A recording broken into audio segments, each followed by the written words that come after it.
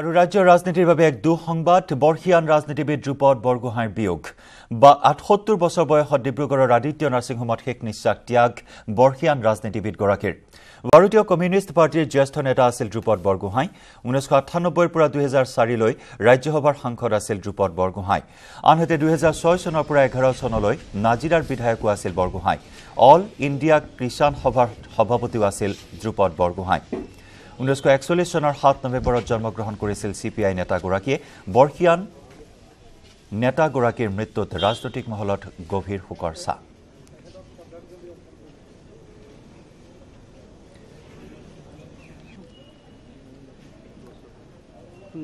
আৰু অলেখ অসংখ্য গুণমুগ্ধই শেষ শ্ৰদ্ধাঞ্জলি জ্ঞাপন কৰিছে বাসগৃহত গুণমুগ্ধৰ মাজত গভীৰ শোকৰ ছাঁ ৰাজ্যৰ ৰাজনৈতিক মহলত শোকৰ ছাঁ বৰ্ষিয়ান ৰাজনীতিবিদগৰাকীৰ মৃত্যুত এটা যেন যুগৰ অৱসান ঘটিল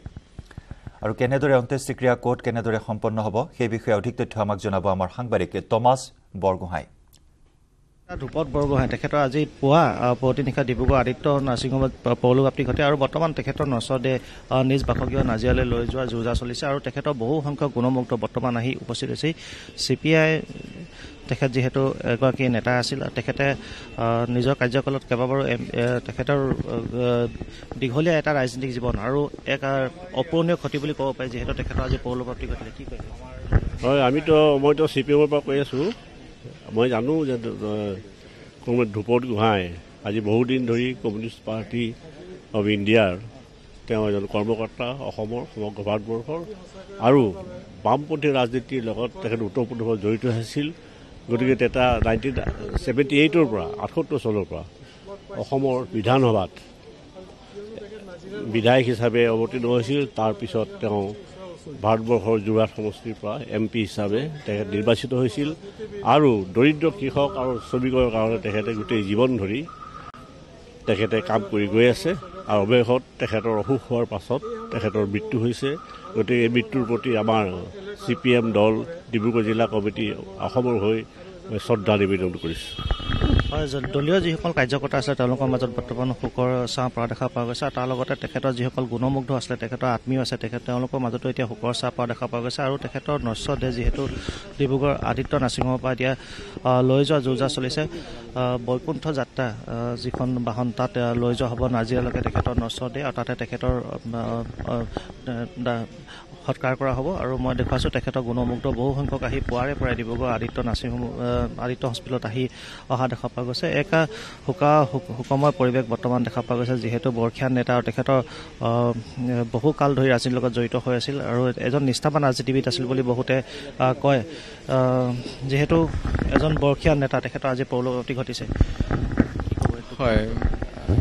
কমৰেড ধ্ৰুপদ বৰগোহাঁইৰ মৃত্যুত আজি ভাৰতৰ কমিউনিষ্ট পাৰ্টীয়ে এজন